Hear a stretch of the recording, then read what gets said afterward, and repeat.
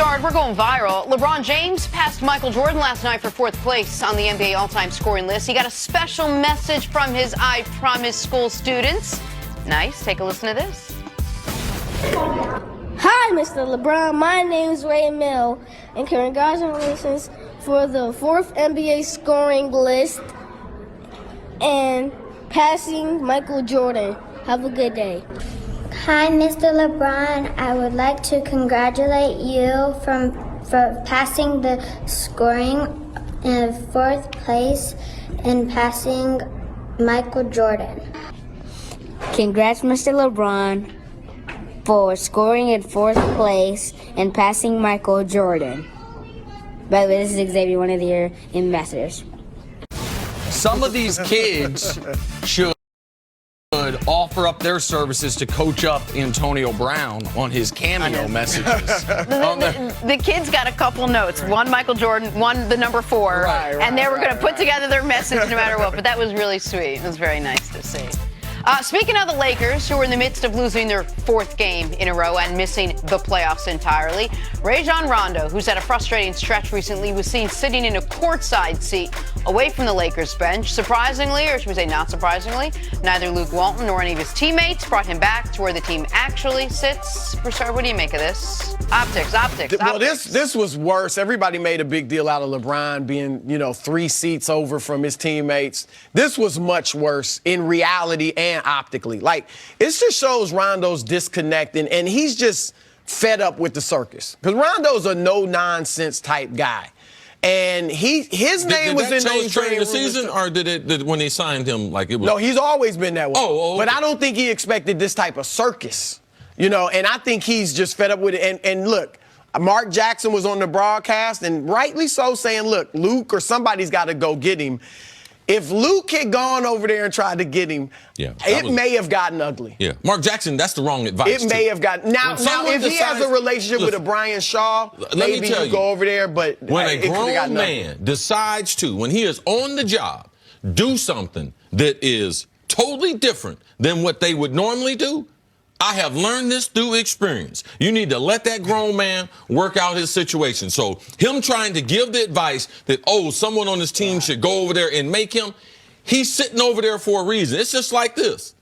When you call someone and you leave a message and then you happen to see him be like, hey, I left you a message. There's a reason why they didn't call you back, Chris, because they didn't want to talk to you. He didn't want to talk to anyone on the bench, didn't want to talk to the players, didn't want to talk to the coaches. Now, it might be a bad look optically, but who was he harming there? Who was he harming? What was he harming there? It just speaks volumes. And I agree. Look, he's gone at Rick Carlisle, Doc Rivers, and George Karl. 3 really strong-minded coaches. He definitely would have won at Luke Walton. No, in that situation. and if Luke was going to try to stop this from happening, he should have tried to stop it from happening one of the other half dozen times it happened earlier this season. The day LeBron, the Pacers lost, is the day LeBron was 3 seats down from everybody. Rondo did the same damn thing. Not quite as right. Now, Rondo said after the game listen, I go to where there's the open seat. He's like, I've done this through my career. He said, you guys haven't seen it as much in Los Angeles this year because our home games, those seats are never empty. He said those people stay. Now, maybe that's Rondo just creating a justification. But if your team is good and your team is competing for the playoffs and in the playoffs, I believe Rajon Rondo is an asset. I think he's an asset in a lot of ways. If your season has gone sideways, Rajon Rondo is not a guy you want there. We know this. Like, this is who he has been in this stage of his career. The issue with Rondo and the Lakers is, Tom Haberstroh pointed this out, so I looked it up with Dusty, and it's correct. LeBron plus any player has been a positive. LeBron plus Kuz, LeBron plus Hart, LeBron plus Lonzo in 2-man lineups, except for LeBron plus Rondo. That combination has not worked out on the court at all. That, to go along with the injuries, to go along with the way they built the team, to go along with the coaching, is a big part of why this season is a lost season.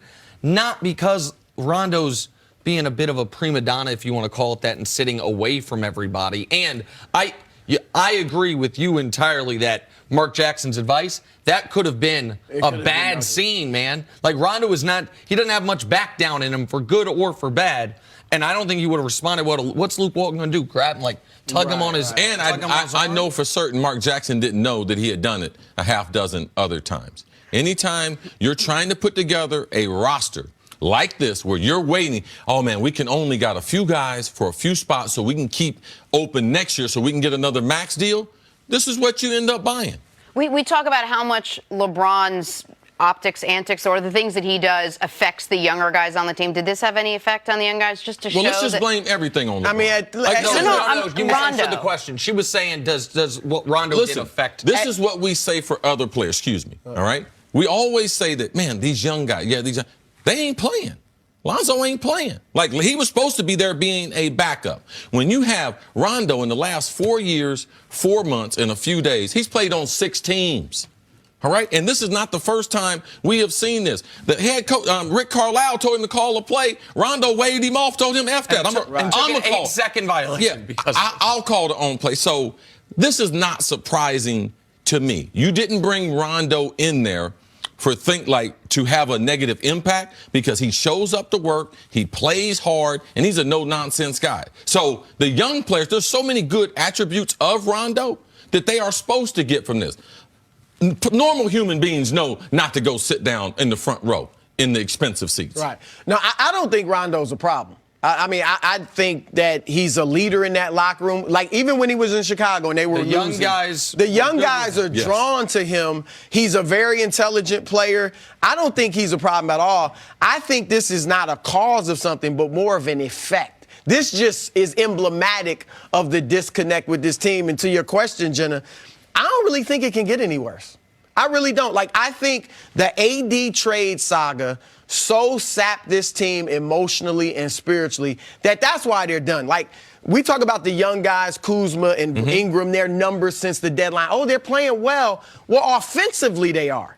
Because no matter how upset I am, I want to get my numbers. Oh, no. I want to score. But it's defense. The team defense as a whole, like LeBron's been catching all the hell for it, but the team defense with him, LeBron on the court, has been really bad. With him off the court, has been a tire fire. But here's why. Because trust, camaraderie, chemistry is a part of defense. And effort. And early in the season, they were all in on LeBron. So they're willing to cover up for him and know he's not going to hustle as much because he's older and he's got to carry the offense. Now, after the AD stuff, they're not willing to cover up. Right. So that's why the trust is gone and the defense is falling apart. And to an element, you could make the argument one of the reasons that the younger guys' offensive numbers are up is because we talk about this all the time when star offensive players, when Harden a few years ago was catching hell for terrible defense. It's like, well, he's expending all his energy on the offensive end. There might have been earlier in the season when the younger players' numbers weren't as good, they were expending more energy on defense. And so on offense, they weren't as efficient. Now, if everyone's just basically on a give up on defense, then you should be at least marginally better on the offensive end. All right, Chris, see you a bit later on in the show. Take a break. Coming up, Lincoln Riley defends Kyler Murray next on First Things First. Come on, Chris, when you was playing, you had your Jerry curl. You didn't go sit down.